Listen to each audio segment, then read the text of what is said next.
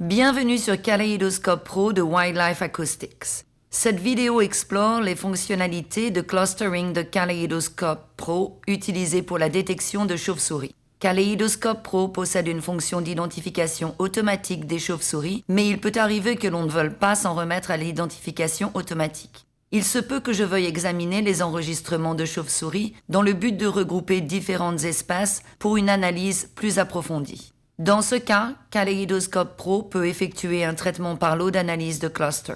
Regardons cela de plus près. Ici, les enregistrements sources ont été réalisés au cours d'une année. Cela représente une quantité importante de données. Voyons quel type de chauve-souris apparaît dans ces enregistrements en 2016. Sous l'onglet Cloud de Kaleidoscope Pro, j'ai demandé au dossier d'entrée du processus de traitement par lot d'accéder à un dossier qui se trouve sur un Manage Cloud Account de Wildlife Acoustics. Ces enregistrements ont été réalisés par un collègue et j'ai accès à ces fichiers du compte Cloud afin de les analyser. Pour les résultats de sortie, j'ai sélectionné un dossier dans le Manage Cloud Account que je peux utiliser pour les résultats de sortie. Je me suis assuré que Kaleidoscope Pro est en BAT Analysis Mode. Sous l'onglet Signal Parameters, j'utilise les paramètres par défaut qui incluent un intervalle maximal entre syllabes de 500 millisecondes.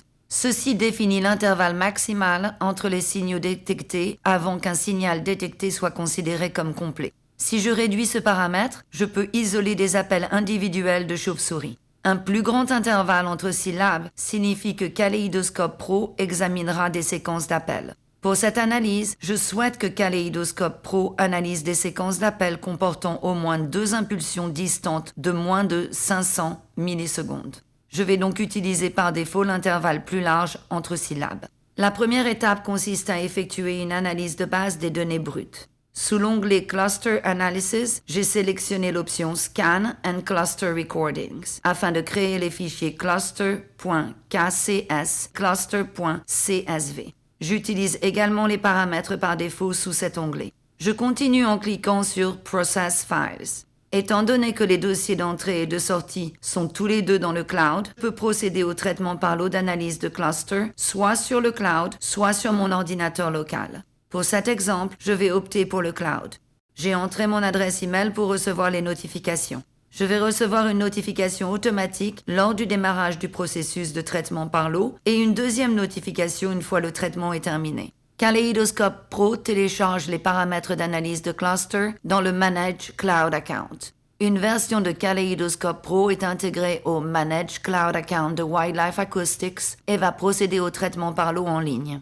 Une fois le processus de traitement par lot en cloud terminé, je vais diriger Kaleidoscope Pro vers le dossier de sortie désigné dans le Manage Cloud Account où je trouve le fichier de sortie cluster.csv récemment créé. Lorsque je double-clique sur ce fichier, Kaleidoscope Pro ouvre la fenêtre Viewer and Results pour afficher les résultats de l'analyse des clusters. Lorsque je fais défiler l'écran de la fenêtre Result vers le bas, je constate que Kaleidoscope Pro a détecté plus de 50 000 séquences de chauves-souris à partir des enregistrements en entrée. Souvenez-vous qu'il s'agit ici d'une année d'enregistrement. Kaleidoscope Pro a créé un total de 75 clusters différents en fonction des fichiers d'entrée et des paramètres du logiciel. Je suis à peu près sûr que ces enregistrements ne contiennent pas 75 différentes espèces de chauves-souris. Kaleidoscope Pro crée différents groupes en fonction des similarités statistiques des enregistrements. Les chauves-souris produisent une grande variété de séquences d'appels lorsqu'elles s'adaptent à leur environnement, naviguent autour d'objets tels que des arbres et chassent des insectes.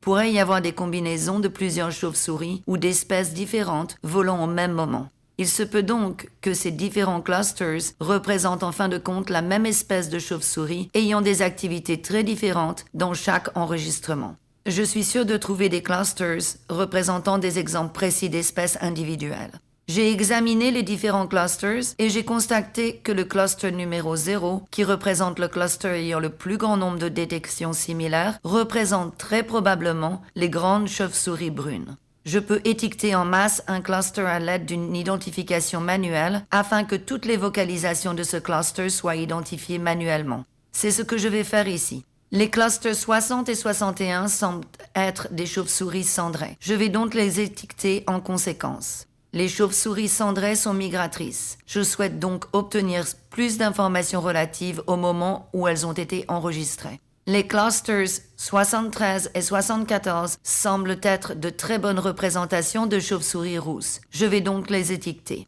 Les autres clusters semblent contenir des enregistrements de ces espèces, en particulier de la grande chauve-souris brune, qui est commune, mais là encore, pourraient exister des représentations ambiguës d'espèces ou des enregistrements contenant plusieurs chauves-souris et d'autres bruits ambiants.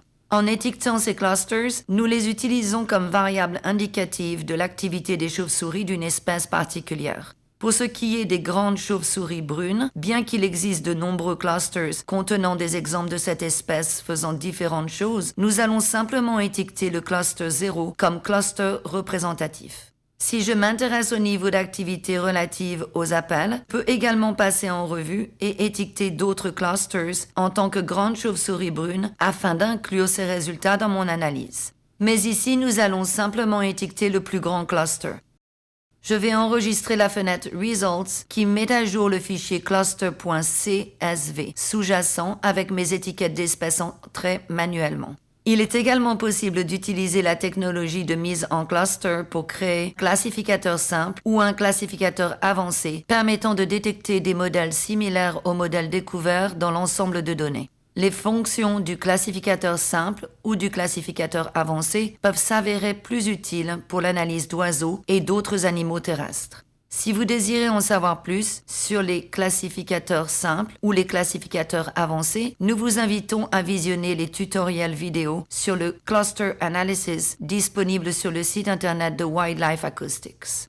En ce qui concerne l'analyse générale de l'activité des chauves-souris trouvée dans mes premiers enregistrements d'entrée, le travail a été effectué. Je vais télécharger le fichier cluster.csv sur mon desktop afin de pouvoir l'ouvrir dans un tableur. J'ai créé un tableau croisé dynamique qui indique quelles espèces ont été identifiées en fonction des étiquettes attribuées manuellement. Le tableau croisé dynamique peut afficher l'activité d'appel par espèce détectée chaque nuit et par date.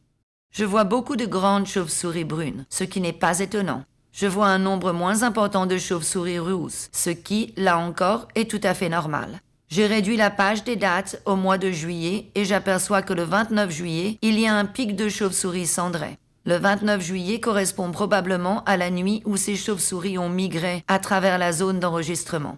Ainsi, avec juste un petit travail d'analyse de ma part et grâce aux fonctions d'analyse de cluster de Kaleidoscope Pro, très vite trouvé un indice important sur le moment où les chauves-souris cendrées sont passées à proximité de mon enregistreur. L'analyse de cluster pour chauves-souris est un outil puissant et facile d'utilisation qui est inclus dans Kaleidoscope Pro de Wildlife Acoustics.